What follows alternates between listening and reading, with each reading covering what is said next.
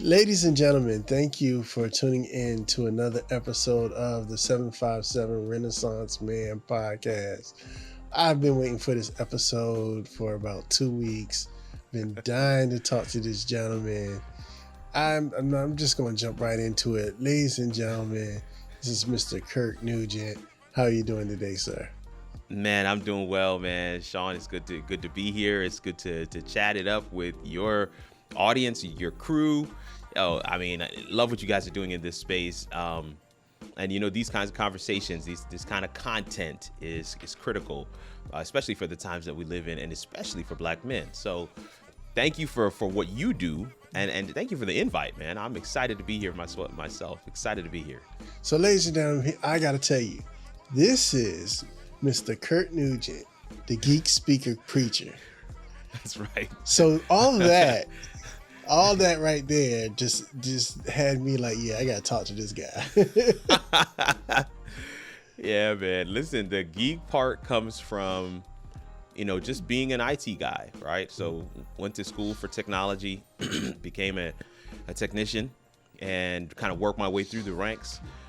But when I got into the leadership part of technology, I realized that part of establishing yourself as a leader was being able to deliver a message, was being able to speak, right? So I took up speaking as a hobby, as a vocation, and actually started to make some money on the side. While I was CIO and CTO of different places, I started making some good money traveling and speaking on different topics, because I learned how to put together messages in a way that allowed people to really get it. And one of the things I noticed about IT people, which is really definitely something that is reminiscent of Black people in general, is that we code switch. So yes. So IT people will be in the tech shop, and we will talk all our gigabits and ones and zeros and all the gadget talk we need to talk, and then we'll go out into the C-suite and we'll talk that talk, and then we'll talk to the finance folk, and we'll talk that talk, and we'll go and talk to the key stakeholders, and we'll talk that talk, vendors, and we'll talk that talk. So IT people will speak different languages just depending on where they are and what groups they're in, what circles they're rolling in. And of course, Black people are very much the same. So what I always would say to other folks is, you've got to learn the language of the industry that you're in, and you've got to learn technology specific to that industry. And so that was one of the things that I was going around speaking about. And so, of course, the geek speaker. And then, of course, the preacher part, man, I've always been, a self-professed Jesus geek, right? So I've always been very vocal about my faith, very vocal about my love for Jesus Christ. And so, in fact, one of the jobs I had was as a missionary to Africa. So we lived on the continent for 4.5 years, my family and I. And I was working in IT for an NGO there in South Africa, but we traveled the entire continent. We had it was absolutely awesome experience that we had in that space. So that's I'm just breaking down those 3 words, right? So that's, somebody said that to me one day. It's like, man, it's like you're a geek, but you're a speaker, but then you're a preacher. And I was like, oh, that's it. I said, we're gonna go with that, geek, speaker, preacher. That's it. Yeah, so man. Yeah. I'm here for all the things, man. And it's man. very, very reflective of the life I live. Excellent. My father was a bishop, was a minister. So I'm a PK, first and foremost. There it is. There you go. I tell the story all the time. I was born on a Sunday. My mom had me in church on the next Sunday. Oh, so, yeah, no doubt about it. Yeah. And then the IT thing, I've been dabbling in multimedia development since 97.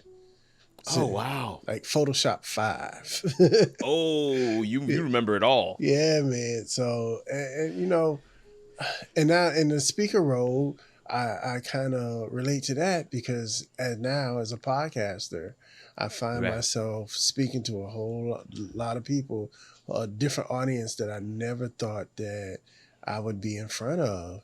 You Right. know, I've been blessed enough to be elevated into this position. Yeah.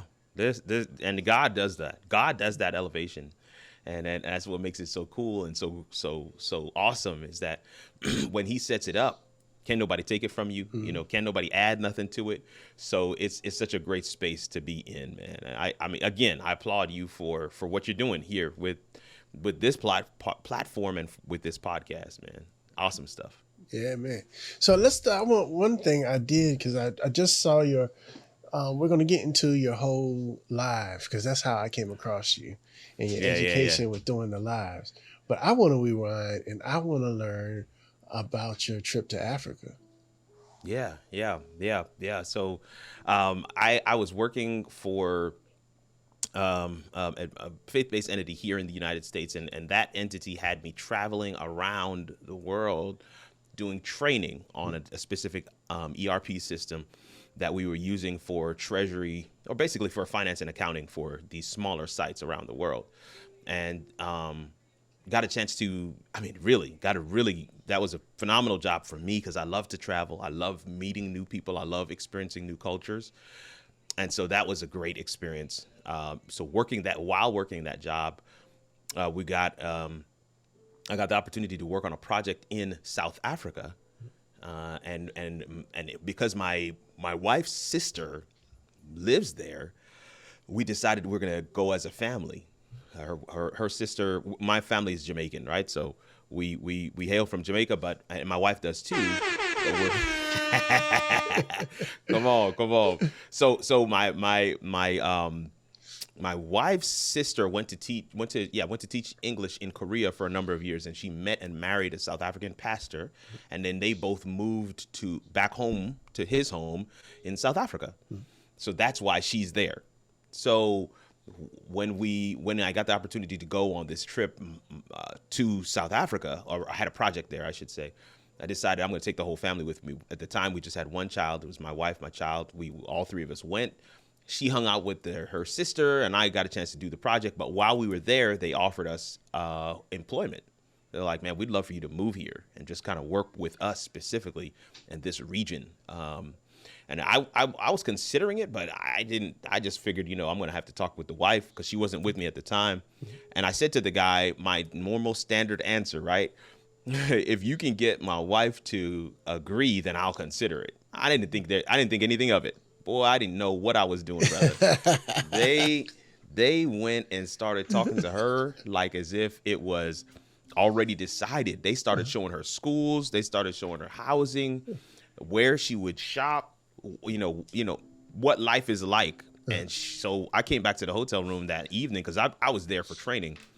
And she was like, so are you taking the job? I was like, what job? She was like, they've been showing me around all day about, kind of like what it's going to be like living here. So are you taking the job? I'm like, what? I had no idea. So we thought about it, prayed about it. She was already on board from the word go. I'm the one that needed a little more convincing. God had to just solidify that thing in my spirit. And we decided, we're going to accept the position. And so from 2010 to 2015, we lived and worked in South Africa. So South Africa, Pretoria, South Africa was our home base. And I would go from there to Zambia, Zimbabwe, Malawi, Madagascar, Mozambique, Angola, Namibia, all over the southern region of Africa, and got a chance to meet so many different people, experience cultures, and just such a rich experience. And for anybody who is, especially people of color, so all my African-American brothers and sisters who have not been to the continent, there is so much there to experience and enjoy. And it's special for us. I can't tell you how many of my good friends who are not Black constantly go to Africa. But I cannot tell you many of my Black American friends, Caribbean American friends who go back, who go to Africa at all, or have been to experience it. Cape Town is probably one of the most gorgeous cities in the world. Johannesburg, where you have OR Tambo International Airport, it's a city. That airport is a city. It's huge. One of the things we used to do is go to the airport and just sit there and watch people come out of the international terminal, and just see that shock on their face because they're like, "Where am I? This can't be Africa." But that's the experience, at least in South Africa. Now, don't get me wrong. There's poverty. There's poor places just like anywhere else in the world. But don't let the narrative that our current media and news is constantly driving fool you into believing that there is nothing good happening there. There is a lot for us to go and see and experience. There's connections for us to make. There is business to embark on. There's networking to be done. So, man, Africa is not a place that you need to be sleeping on. I believe that the next big advancements in technology and media are going to come from one of these very unsuspecting countries. So keep that in mind as well, man. So I just want to give you that as we talk about that whole experience of living and working in Africa. It opened up my eyes. I went to school with some Ethiopians, and they had a whole attitude because they was like, what they show on your TV is not true. Yeah, it's not. We have beautiful cities. There are no flies landing on my eyes. Eyes, mercy. And my mother is an international traveler. So she's been to Africa and South Africa twice, and probably would have been more if it wasn't for COVID happening. And I come from my father was really toned down my travel as well. Yeah. Well, my father was an officer in the military, so I grew up traveling. Okay. So traveling is second nature. But I'm the child that travels. My sister, she's not really down with the hassle. And my mom wanted to take me to a trip. I have what's called an LVAD, and I'm waiting for a heart transplant. It's it's a mechanical heart, basically. And because of that, I can't do any real serious traveling right now. Right. So we're planning that the very first place I go, as soon as I get my transplant, as soon as I'm all healed up and I get the okay from the doctors, I'm going to Africa. Nice. At this point, I don't even care what part of Africa. I just want to get there. Listen, it doesn't matter. It honestly doesn't. But if I could bend your ear just a second, man, I think everybody, what is mandatory is that you need to go to the point of no return in Ghana, where the slave ships left from. There's no tour guide necessary. It is a solemn experience, and I heard it's a spirit there. Yes, there is. Yeah. As you walk in, you feel it. And it doesn't matter. It doesn't matter if you have a connection to that history. All right. It doesn't matter, because I've seen Hispanic folk from Spain, right, in tears. They can't explain it. They're white folk from, Denmark who have no connection to the slave trade whatsoever, in tears as they walk through that space. Right. But what you generally don't see is African Americans walking up in there. Now, I want to hasten to add, there are a lot of us that have gone back and done what they needed to do, have really supported the continent and reconnected with their roots. But one of the things I always tell my mentees, and I have a good amount of them, is that if you don't understand who you are, it's very difficult to understand what your purpose is. And so a lot of us need to take some time to kind of go backward and really dig. Now what slavery has done, the biggest robbery of slavery is our history, our connection to our heritage. So for a lot of us, it is going to be difficult. But and so in those instances, what you do is you just go back to the continent. It doesn't matter from where. No, I can't tell you exactly where my people came from. I don't know. I've come from a small tribe in Jamaica called the Maroons, and we can trace our lineage back to the Ashanti tribe in Ghana. But that's a loose, it's not like I can say this person's name and going down the lineage. What I'm saying to folks is if you can actually just make a connection to where, people of color came from, make a connection there, that in and of itself will give you a point of reference, give you a true north, give you a base of understanding. Yeah. Yeah, man, that's one of the goals in life is to get there. Yeah. I think you do it, man. You're gonna get there, and I'm praying. And it's not as expensive as people think either. Oh man. Yeah, I used to go back and forth at least once a year for a little while. I haven't gone for a while now with the pandemic, but yeah, I used to go back and forth once a year, and the tickets were reasonable. I don't know what they are now. The whole travel system has just been flipped kind of upside upended down. by the pandemic. But yeah, they were reasonable, and it's not something you can't save towards. I mean, again, it's just one of those things where it's like if it's something that you really want to do, you're gonna make it happen. Mm-hmm.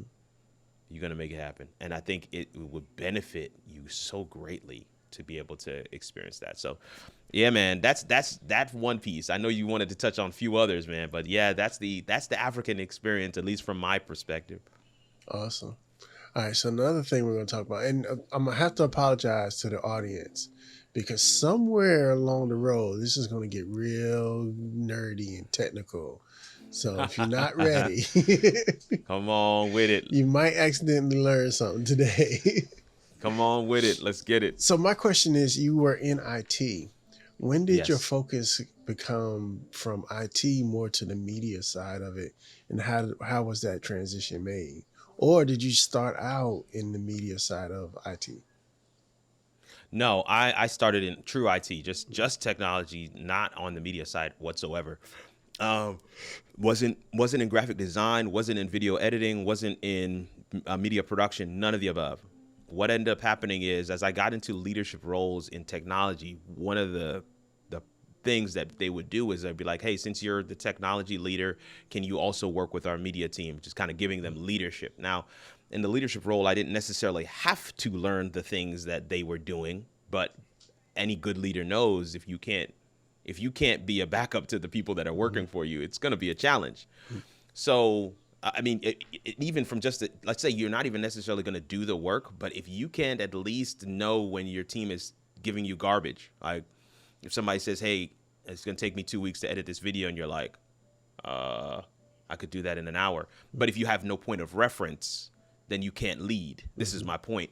So I decided to dive in head first to understand these groups I was leading. And actually, the first place that happened for me was in South Africa. So I was there, and they put media under my department as well. And so we worked hand in hand with the media team and got a chance to really learn production.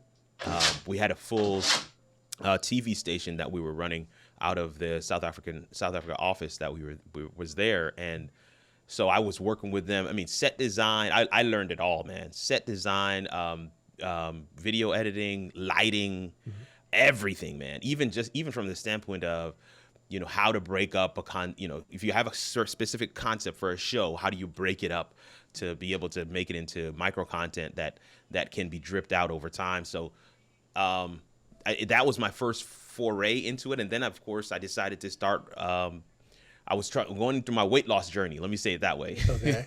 So I was, while in South Africa, I decided to take the Insanity Challenge. I don't know, some of you guys might know a guy named Sean T. He's a trainer and has a series called Insanity. So this is back in the day.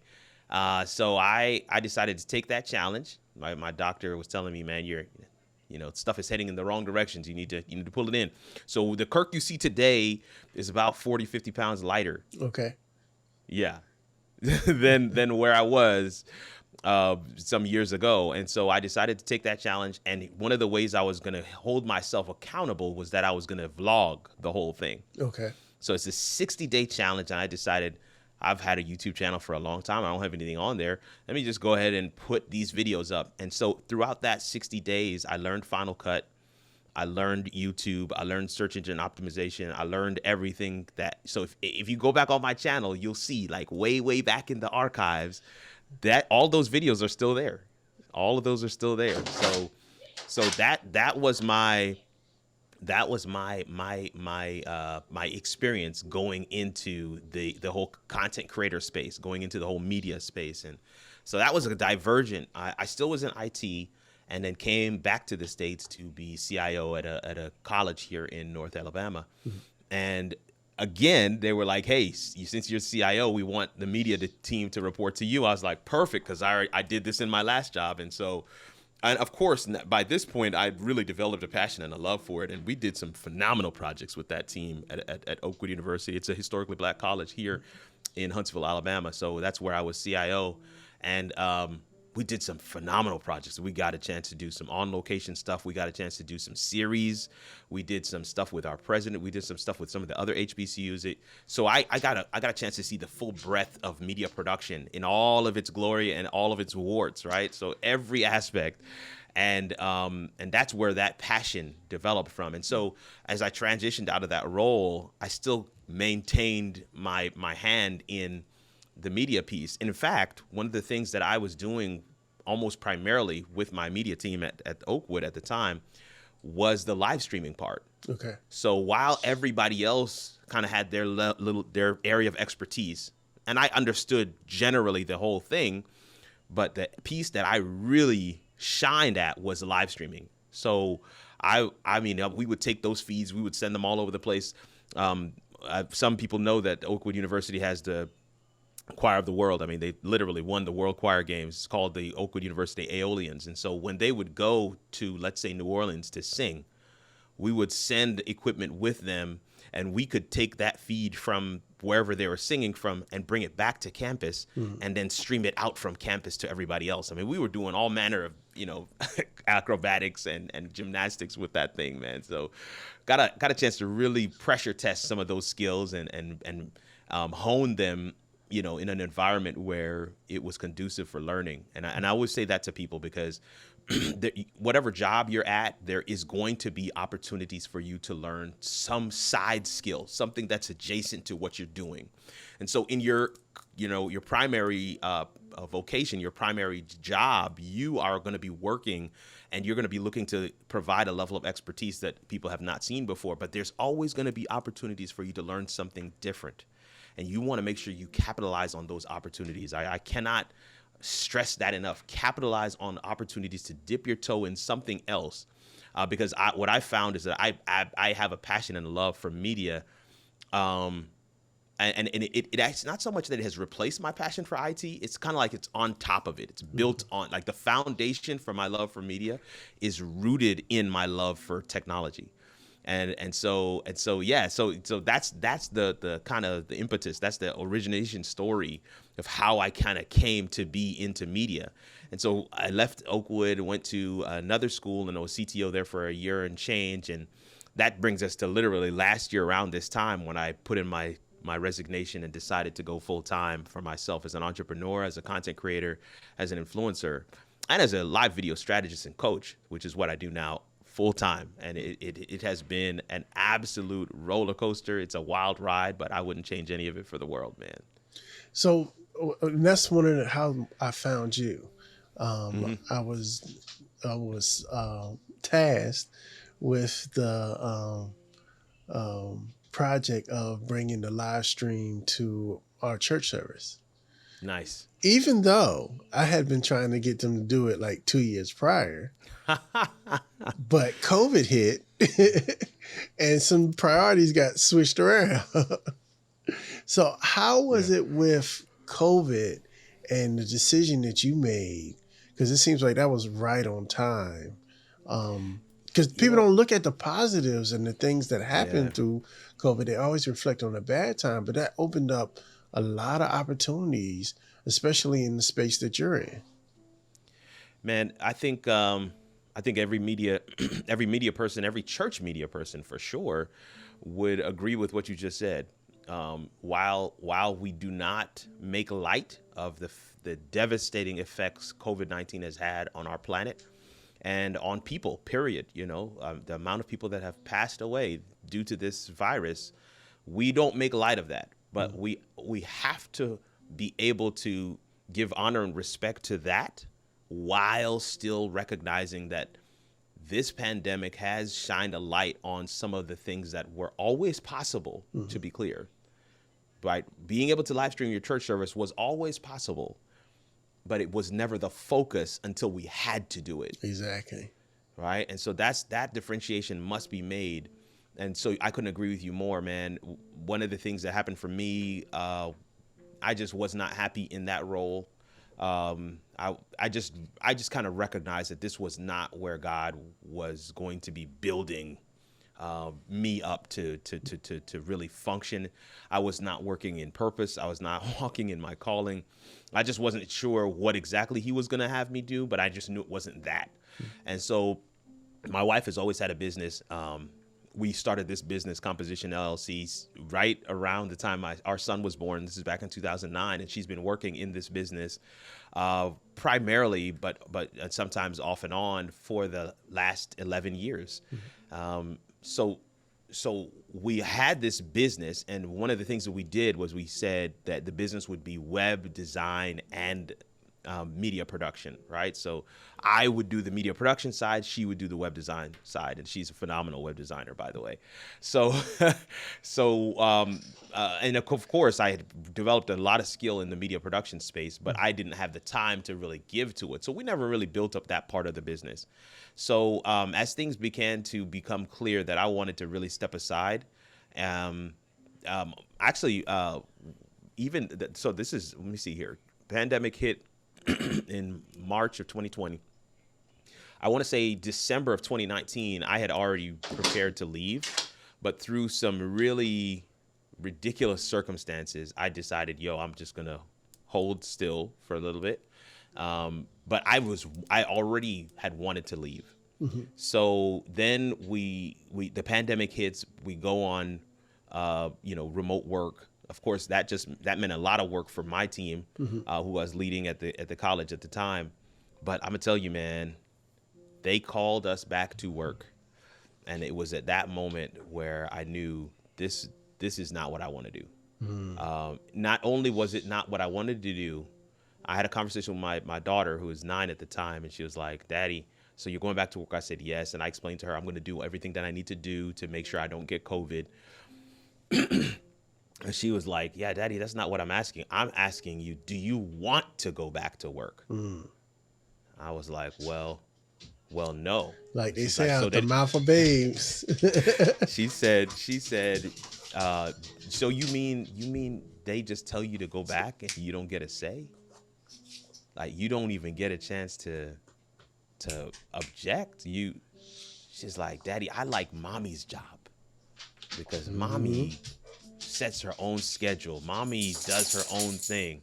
And I'm gonna tell you, man, that little conversation with my 9-year-old daughter, that opened my eyes, and I began not only to see that I was unhappy in the position, and I was just doing it for the sake of quote unquote maintaining for my family, but I was recognizing in that moment what I was saying to my kids, what I was modeling for my kids, and it wasn't good.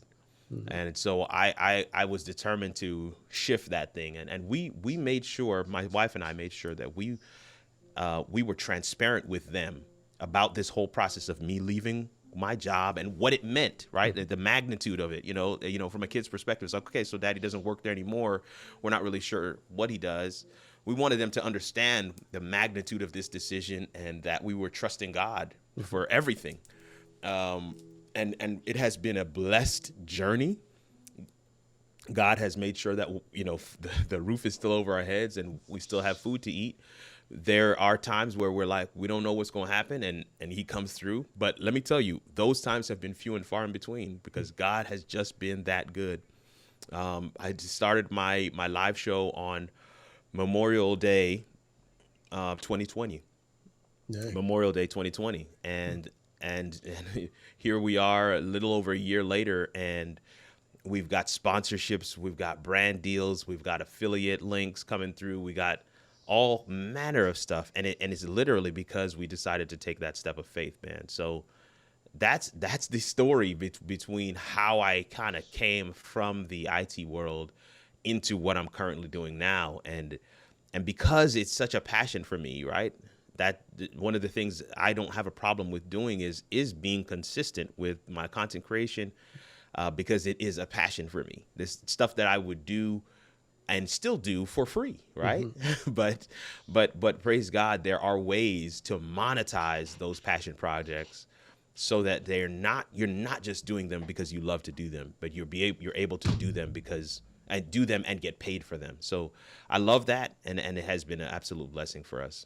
Yeah, man. I've always believed that if it's God's will, you don't have to try. If There you're it is. trying too hard, you might have to think and rewind a little bit, Yeah, and yeah, yeah. reconsider a couple things. But and like for me, when I started this, I didn't have any equipment, and I was just like, this is something I was interested in doing. And next thing you know, I got a camera, and then I got some lights, and then I Mm-hmm. got Mm-hmm. another camera, and I got a couple of Mm-hmm. Mm-hmm. lenses, and but all at the same time with the same money. You know what I mean? Like, how did all this happen? It wasn't, Man, that's good. it was God and his intervention. That's how I know, Yeah. I'm supposed to be here. I may not be where I want to be yet, but I think that, and I truly believe I'm where I'm supposed to be. Supposed to be. Oh, that's good. Where you're supposed to be is far better, in my opinion, than where you want to be. Mm-hmm. And I think if all of us could kind of get to that space in our spirit, we'd be better off for it, man. But yeah, that's been, it's been an amazing journey. One of the things I want you to finish that piece. I know. So you said you were tasked with taking your church online, and that's how you kind of came in contact with me. I'm very excited to hear this piece of the story. Oh man. And okay. So we had like, they was using like PTZ cameras. We had that. Yes. They were Yeah. using Easy Worship.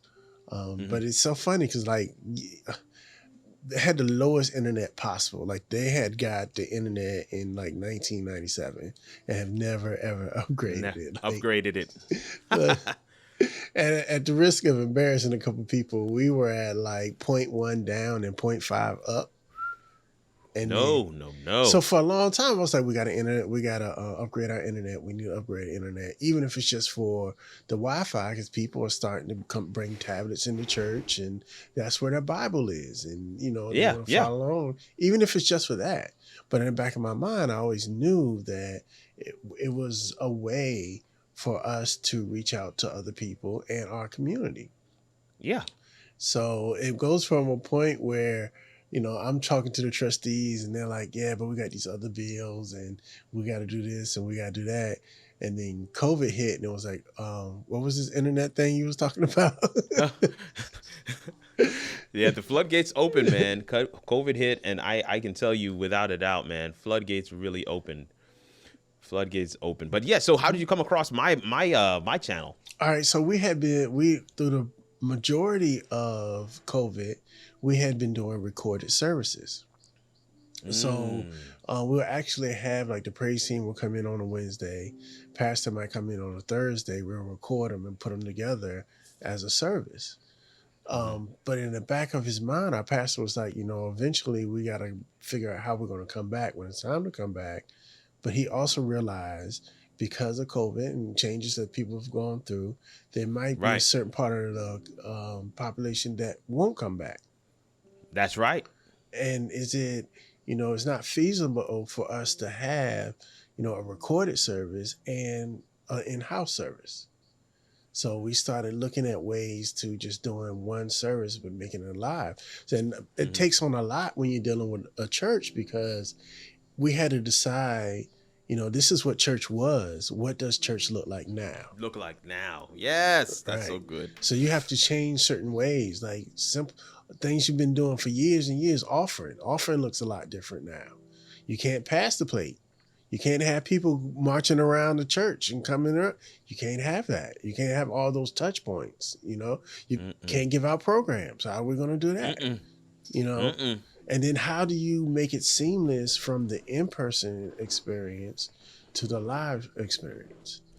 Right. So we started playing around and practicing, and we, started looking at the things that we needed, and we were looking for, we're trying to merge the old and the new, because I understand that there's, we've already have a certain investment in the equipment we have, and we want to minimize the investment of the equipment we needed.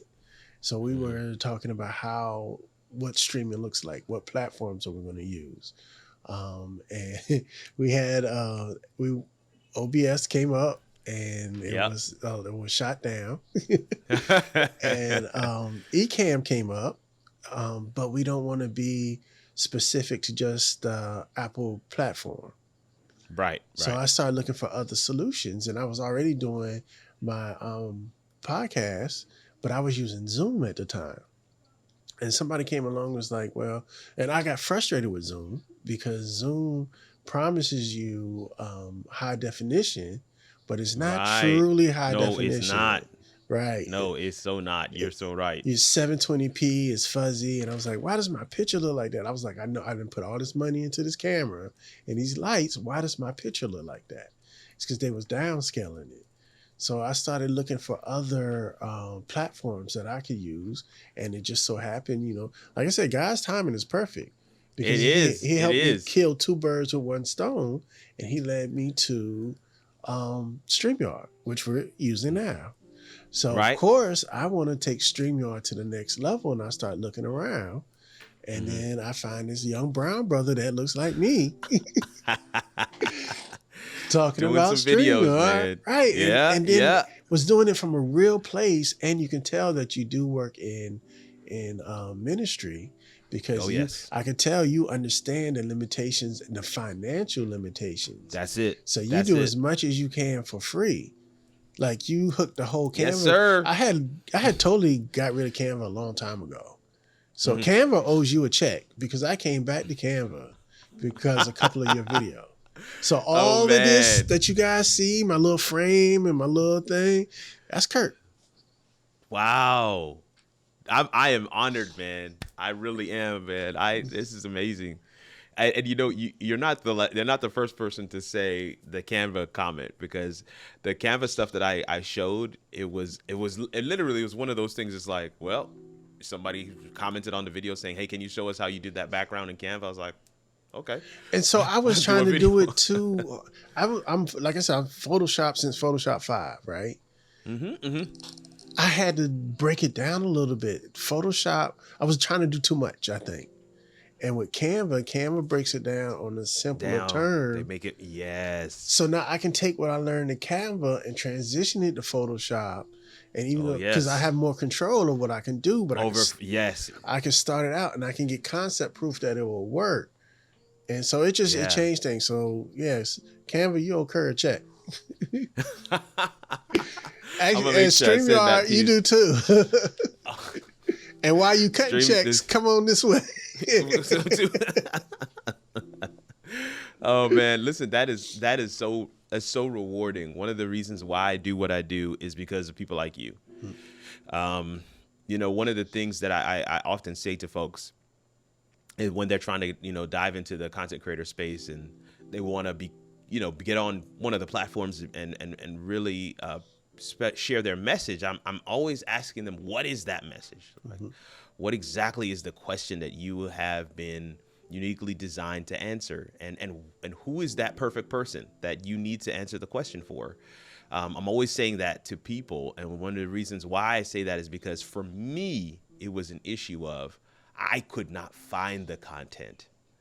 I searched for it. And specifically, I was searching to see, did anybody share it from the perspective of, you know, essentially a self-supported streamer who does not have a big budget and sometimes work in the faith-based space as well. It's a very specific audience.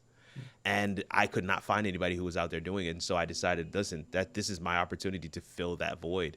And so I remember making my first video because my team and I could not figure out how to do audio in StreamYard. How could we get the full band into StreamYard and have everybody who's listening to the stream hear the full band like it's supposed to be heard?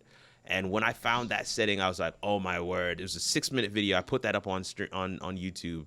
That video is still, even to this day, my #1 performing video. All right, so let me ask you this, because this is something that we're debating right now, and I think I already know what the setting is.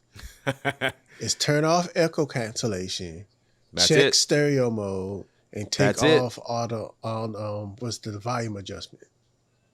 No. The third one is make sure you're wearing headphones. Oh yeah, well yeah, that too. Yeah, that's it. Yeah, that's it. I mean the audio adjustment. So this is so real because we were in rehearsal last night and we were talking about that, and someone was like, "Well, is it StreamYard that's compressing the audio?" And I'm like, "No, because I got all the settings right." And you know how I know I got the settings right? My man Kirk. Listen, I would tell you, man, that is the thing. I mean, Man, we because we ended up doing some pre-recording stuff in Ecamm, and we were like, man, the band sounds so full and clean and clear.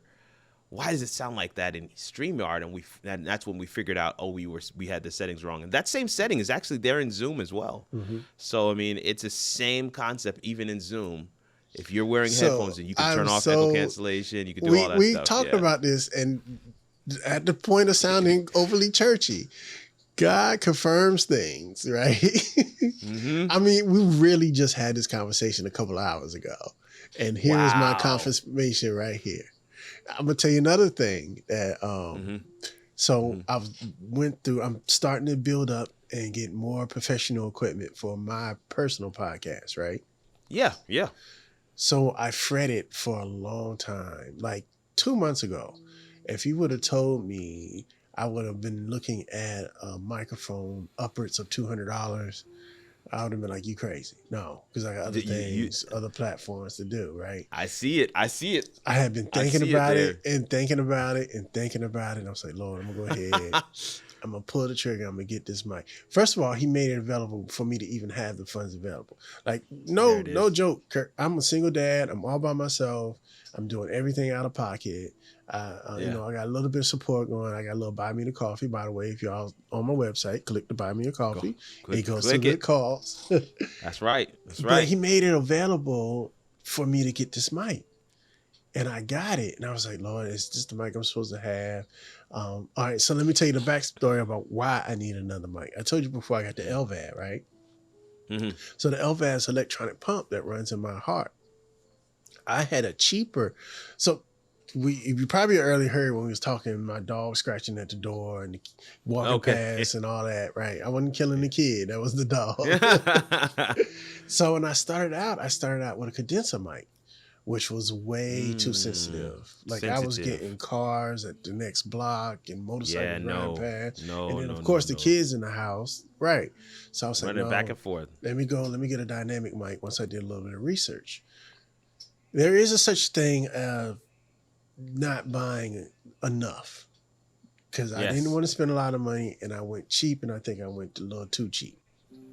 And the mic had this hum in it, and I couldn't figure out what was this hum. What is this hum? What is this hum I'm getting? Like no matter what I did, I was getting this hum. Come to find out, the electronics in the mic and the electronics in my LVAD didn't talk good with each other. Wow. You can still hear it with this mic, but you got to kind of. Wow. Yeah. I hear it. Yeah, but it picked up really bad in that other mic. Oh, wow. That is amazing. So that's the sound of me living. But because of that, I kept it in a lot of my episodes because that's me. My goodness. Yeah. So if you don't hear this, there is no me. Yeah. So it's a part of me. Oh my God. That is so good. Yeah. That's so good, man. So then I got the mic and I was like, okay, I got the mic, Lord. I hope I don't make the wrong decision because I'm real sensitive about that.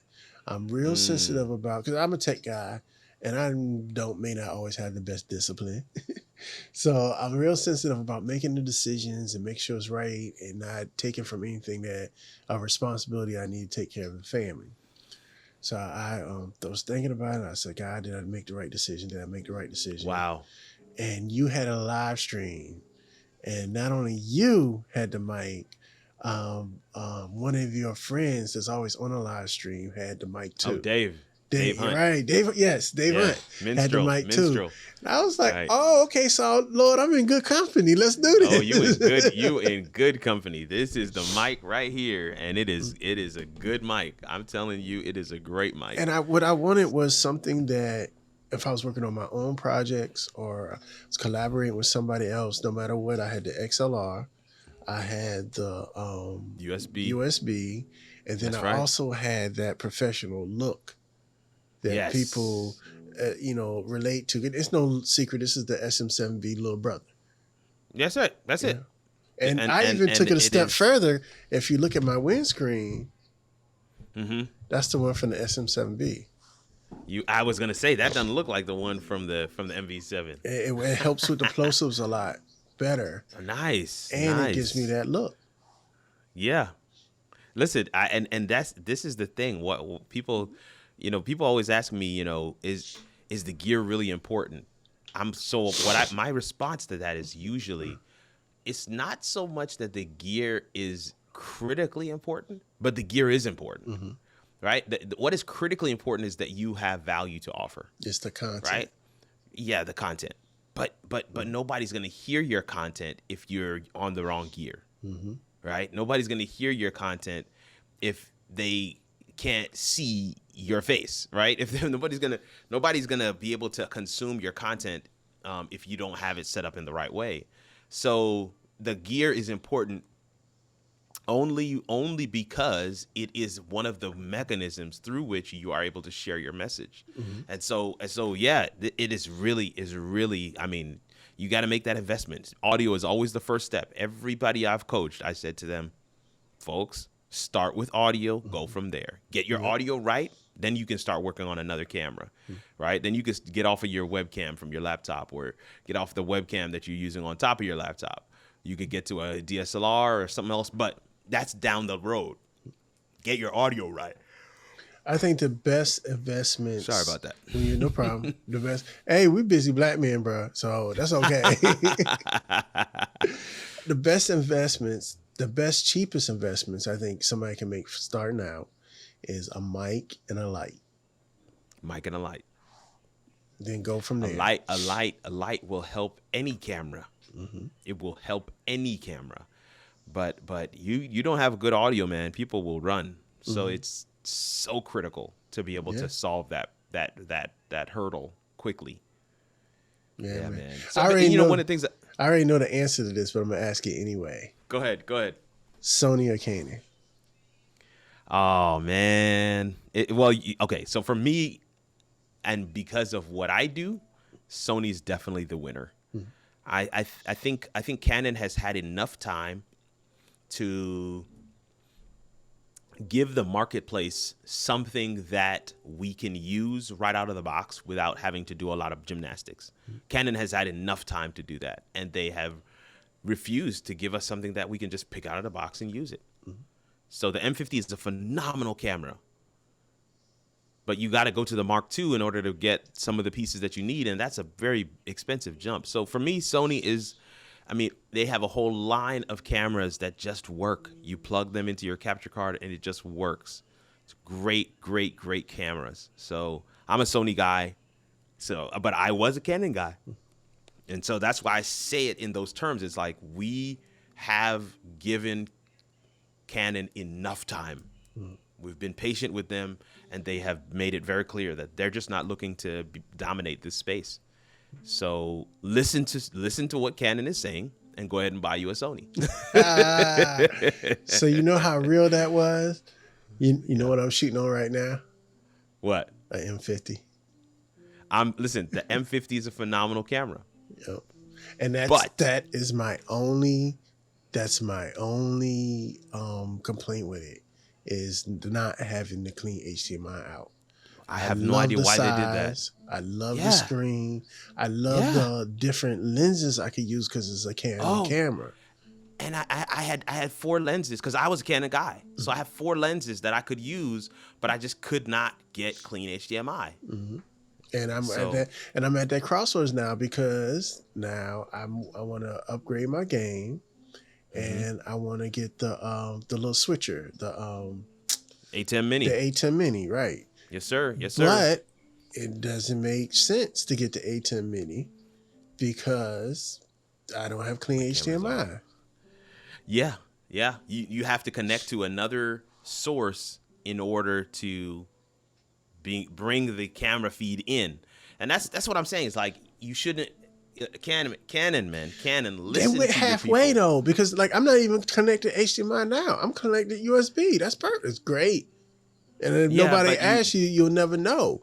But because I'm not connected to HDMI, it's still some resolution that I'm missing out on.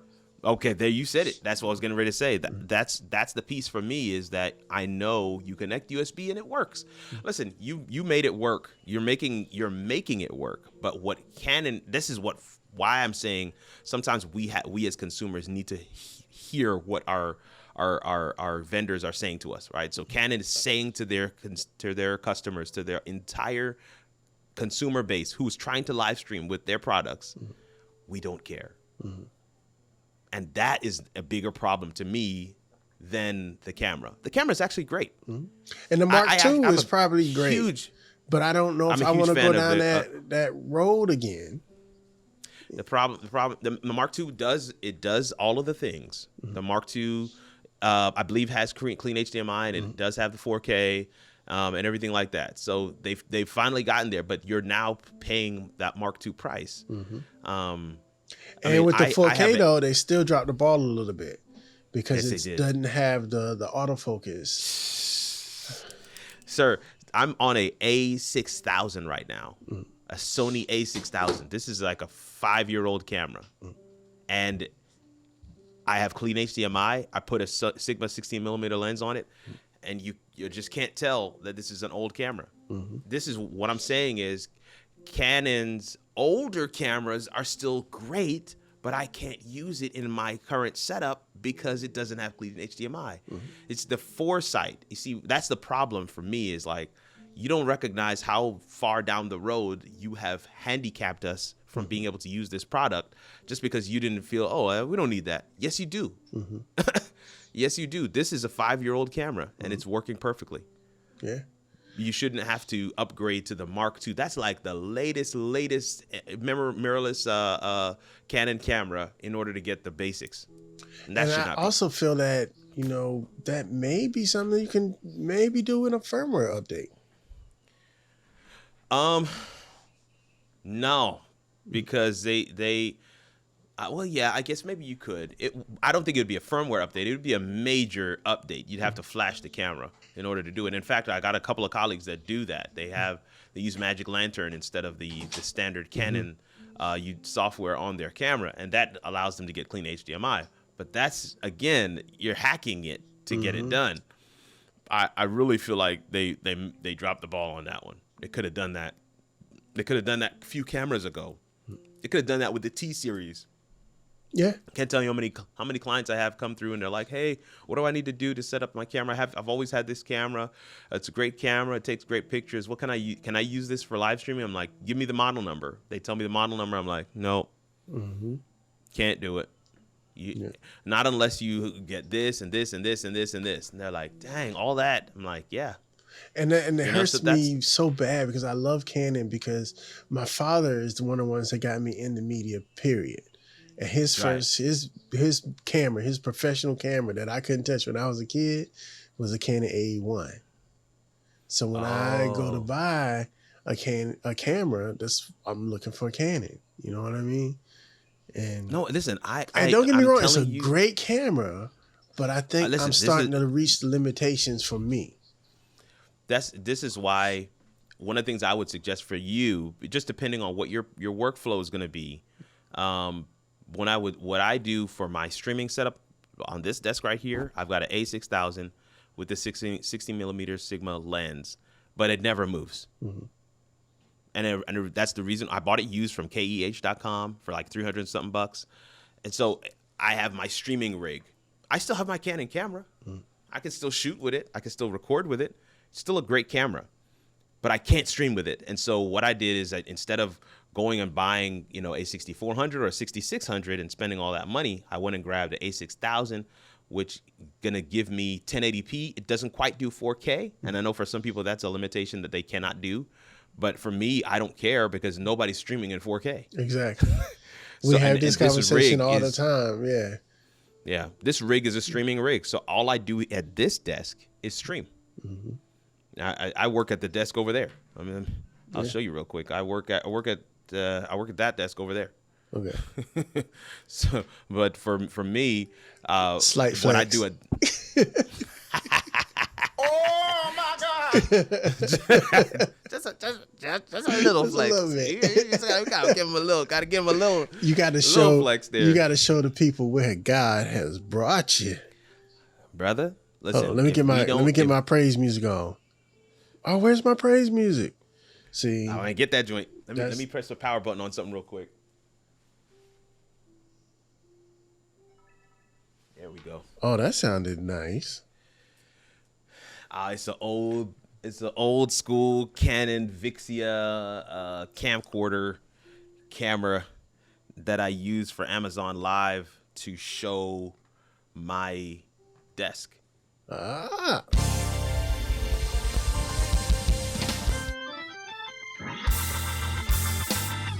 Yeah.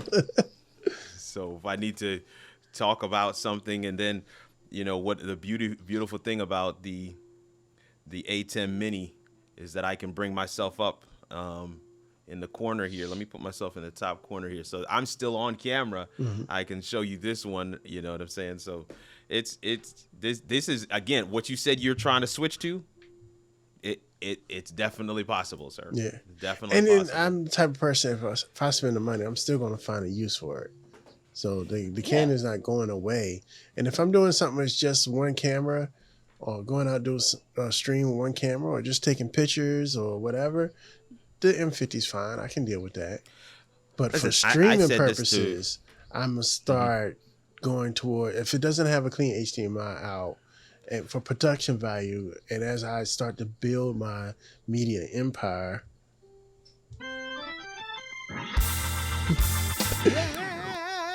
we're going to need some HDMI out.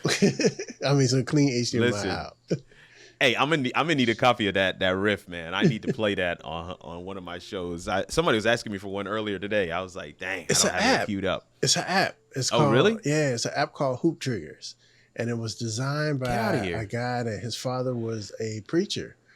And he was the music director at his church. It was a real small church. And he left. But his dad didn't have anybody to play music for him. So not only can you do that, you can do hits when you really getting into the message and you really want to hit on that and say, is that an app? So you have your phone plugged up right now? Yeah, it's an app. Look. So, you just have the phone plugged right up. Oh, that's what's up. Let me get my autofocus. Yeah. And the phone is going into my, so I'm not a Rode person. No, me neither. Me neither. But what I do, I like Zoom products. So I have the PodTrack PA. Yeah. So I'm using the Zoom product. And this goes with the TRRS cable right into it. And yeah. Mm-hmm. Oh, that's sounding real good.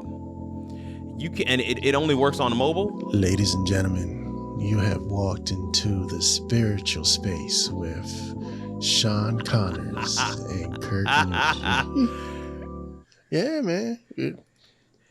And if you want that right there, you want to have praise break. Gold. Oh, you gonna take my whole thing to another level, bro. It is so going down. Just to be able to show Kirk Nugent something. Listen, you just made my day, bro. I love it. Yeah, man. All right, so I'm about to wrap this up because I know you're busy and I really do appreciate your time. So I end all my episodes this way. If a young Kirk came to you looking for advice, what would you tell him? I mean, 13-year-old Kirk. 13-year-old Kirk. What I would say to them is, don't try to fast forward past the work. Mm-hmm. Don't try to fast forward past the unseen, behind closed doors, backroom work that must be done. Don't try to fast forward past those experiences. Take and enjoy every last one of those moments for what they are, and recognize that God is building something. He's gonna bring all of that stuff, all those experiences, all of those things that you had to go through. He's gonna put them all together to create a masterpiece.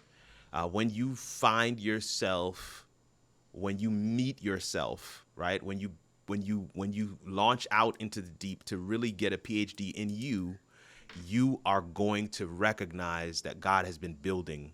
He's been building this kingdom for your entire life. And every experience will be useful for you in that moment, in that space when you get there. Don't fast forward. Don't try to rush through, right? Life is what happens while we're planning to do everything else. It's the journey. It's not the destination, right? So you want to make sure that you are present and accounted for in every season of life that God is going to take you through. Do not fast forward through them, because in those moments, you're going to learn things about yourself and about life that you did not know before. Yeah, that's what I would say to my younger self. That is so good. I want you to tell everybody how they can get in contact with you. I want you to tell them about all the social medias, all the shows, and I want to be on that Saturday night show. Y'all have way too much fun. Oh, we're going to get you on there. I'm going to bring you on there. Seriously, I'm going to bring you on. We're not doing it tomorrow, but I'm going to bring you on. You just wait. I'm going to be like, where's Sean at? Let me send him the link. Since I'm asking for things, and you can tell I watch your videos, what's up with being in that course? Hey, listen, we're going to get you in there. We're going to get you in there. Listen, no. Listen, when I say that is something I've been working toward for a very long time. Let me throw this on the screen real quick. So this is my website, KirkRNugent.com. Hold on. We're gonna do even this. We're gonna go ahead and blow you up. Okay. Go ahead. Do your thing. Yeah. So this is my website right here, KirkRNugent.com. KirkRNugent.com. We literally launched this site yesterday. So it is very much up to date. It has all of our shows on there. We have a show called Convos and Collabs Mondays at 7 p.m. Central Time. We have a show called The Midweek Huddle. It's at Wednesdays. It's the middle of the week, in the middle of the day, 12:30 p.m. Central Time. And the Midweek Huddle, we just kind of do a virtual co-working session. It's not really scripted, not really planned, but we always have a ton of value. Sometimes we are doing reviews for live streams. Sometimes we're showing off new gear, like we did the A10 Mini Extreme ISO. I don't know what other things they're going to put on that thing, but we did that a couple weeks ago. We've been talking about all manner of kind of stuff on the Midweek Huddle. Midweek Huddle is a great time, always packed with value. And then we have the Friday Night Cafe, the virtual cafe, which is what Sean was talking about earlier. And it is everything you probably are used to experiencing at your church after church is done, when people are just standing around talking. This is that conversation. It is all, but it's in a virtual space. It's literally all the things, all of the jokes that you used to say in church about church, all of the different songs that you remixed in your mind. We do all of that stuff. But we also, every week, we see God shift the conversation and the atmosphere so that someone can walk away with a word of admonition, a word of encouragement, something that speaks to their situation. And in some cases, we even will find someone and just pour into them. We put their cash up on the screen and we say, this is the person for tonight. Guys, let's make it happen. And we had a guy on a couple weeks ago, man, and he was talking about his weight loss journey. We shared so much powerful nuggets, and he hit me up like a day or two later. He's like, do you know that I got over $500 in my Cash App, man? Wow. I was like, that is all God. That has nothing to do with me. That's all God. You blessed people, and people responded. And this is what I believe God fully intended for ministry to be. He will place something on your heart. He will give you an experience. And when you share that experience with others, in a real, true way, in a vulnerable way, in a way that people can identify with it, where they can touch it, they can taste it, they can grapple with it. When people get that experience, they will respond by blessing you. And this is what that exchange should be. So check us out Mondays, Wednesdays, Fridays. But then also the channel is called youtube.com/KirkRNugent. It's my name. We call it How It All Works, but the channel is still my name. And again, it's Kirk R. Nugent, which is right on the screen right here. And you want to make sure you are subscribed, but you also want to make sure you're subscribed to the Renaissance Man podcast here too. Don't play it. www.renaissanceman.com. Yes. You want to make sure you're subscribed here too. But it is definitely a space where we are teaching people how to build their brand with live video. And if your brand is the Lord Jesus Christ, hallelujah, let's build that brand too. Yeah, that's right. All right, let me take my show back. Come on, let me get back. Oh man, Sean, this has been a blessing. This has been absolute fun, man. I can't thank you enough for having me on. Well, I appreciate you. You're a real dude. I reached out to you and it was like, sure, let's get it done. So I want to thank you. I honor you. I appreciate your time because I understand and I know how busy you are with being a father, being a husband, running a business, doing all the things. So yes, sir. Yes, sir. It is so great to make your acquaintance, and this isn't going to be the last time we're in the same presence. Not at all. And I got some more questions, so listen, we're gonna get you on a midweek huddle, man. We get you in there. Let's chat it up and just hang out and have a good time. Ladies and gentlemen, again, as Mr. Kirk Nugent eloquently put, check me out at www.the757renaissanceman.com. Brand new website. Actually, I just went live with it last week, Kirk. So good. Now I have everything in all places, and you guys. Oh, Kirk, we got a trade merch too, bro.